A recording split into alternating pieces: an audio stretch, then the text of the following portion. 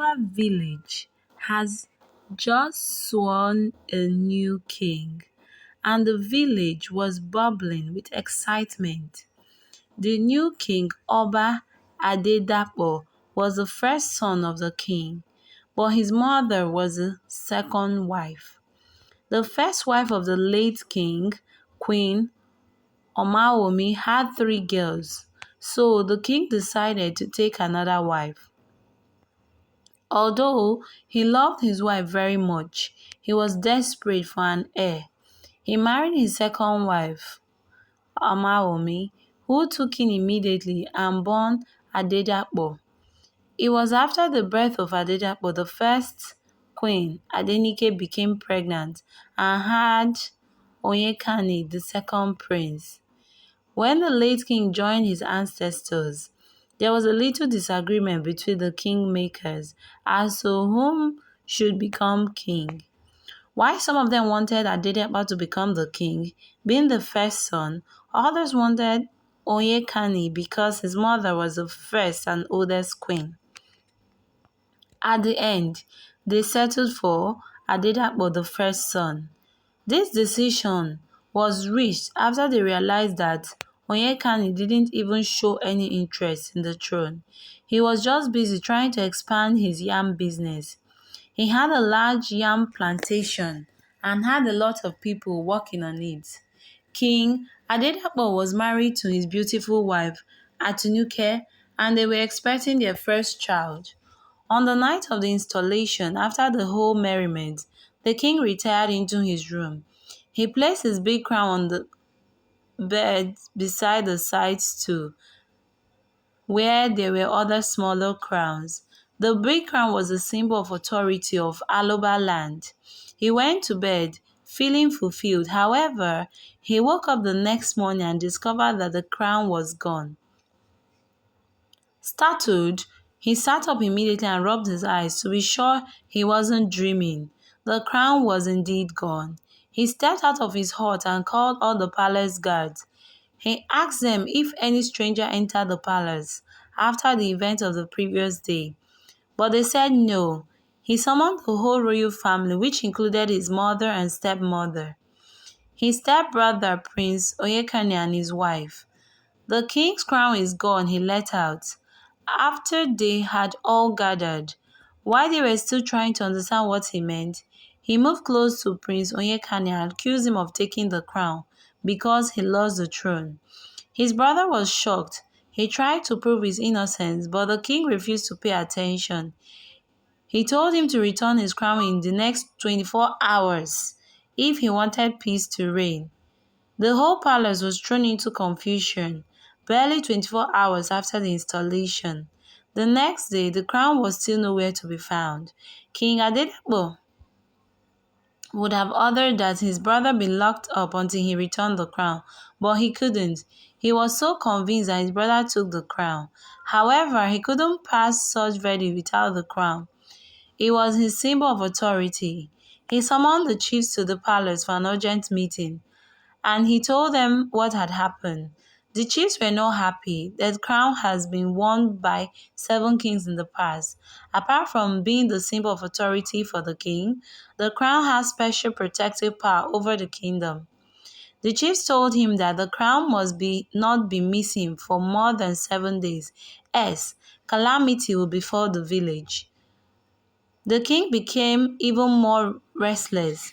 He sent for the village chief priest. The chief priest arrived and made some consultation. After he was done, he told the king that the crown was stolen by one of them in the royal family. He also confirmed that the chiefs had told him that the crown must be returned within 7 days. After the chief priest left, King Adedapo invited his stepbrother to the throne room. He spoke to him calmly this time, begging him to return the crown. He told him about the impending danger. Prince Oyekane told him that he didn't take the crown. "I have never been interested in the throne, as you know. I didn't take your crown. I have no need of it," he said. "Who then took it?" King Adedapo asked, looking confused. Prince Oyekane left the king's presence. He felt sorry for him and wished he knew who took the crown. Although the king was his stepbrother. He truly loved him. He was his only brother. He went straight to the palace guards and gathered them together. Who among the royal family left the palace after the coronation ceremony? He asked them. Queen Atinuke, the king's wife, stepped out with her maids. I think she went to see the village midwife for her routine check, the head of the guards answered. Queen Adenike, the king's mother, also stepped out very early the next morning. She went out alone, another guard answered. The prince thanked them and asked them to return to their duty posts. He returned to his hut and prayed silently for the truth about the missing crown to be uncovered before 7 days. King Adedapo lost his peace. He refused to eat or drink. His pregnant wife and his mother tried to console him, but he was unconsolable. 3 days to the end of the ultimatum, the king invited the chiefs and the chief priests again and informed them that the crown was yet to be found. I suspect my brother, but he denied taking it. I still don't understand how the thief was able to operate with me sleeping in the room, and I didn't know. I usually don't sleep so deep. The chief makes consultation and again and declared Prince Oyekene innocent. Your brother didn't take the crown. He means well for you. The king was even more confused. The rest of the royal family were all women, his wife and the two queen mothers. His stepsisters were all married. They were at the coronation ceremony but left same day. After the meeting with the chiefs, he summoned the women and asked them who among them took his crown. They all denied taking it. On the last day of the ultimatum, the king had a dream. He saw his father, the late king. The king told him to get up very early before anyone wakes up. Go with one guard to the entrance of the evil forest. You will see your crown wrapped in an animal skin bag, but the left side of the entrance, by the left side of the entrance. Pick it and return home quietly. Step out with it on in the morning and summon the chiefs and everyone in the palace. As soon as the one who took it sees you with the crown, the person will confess. The king got up and did exactly as he was told. He found the bag with his crown in it. He returned home. When he was done, he dressed up and sat on his throne with the crown on. He asked one of the guards to summon the royal family and another to invite the chief urgently. The royal family all gathered around the throne room. As soon as they entered and saw the crown on him, without asking any question, Prince Oyekama went down on his knees and thanked the gods for vindicating him. He was still thanking the gods when he heard someone scream from his back. They all turned to see who it was. Lo and behold, it was Queen Adenike, the king's mother. She was screaming with all her strength, asking everyone present to forgive her. She confessed that she took the crown away from the palace and hid it at the evil forest. Everyone was shocked, including the king. He wondered why his mother would do that to him. He moved closer to her and asked her why she did what she did. I belonged to an evil group of powerful and diabolic women. I was their member even before I became queen.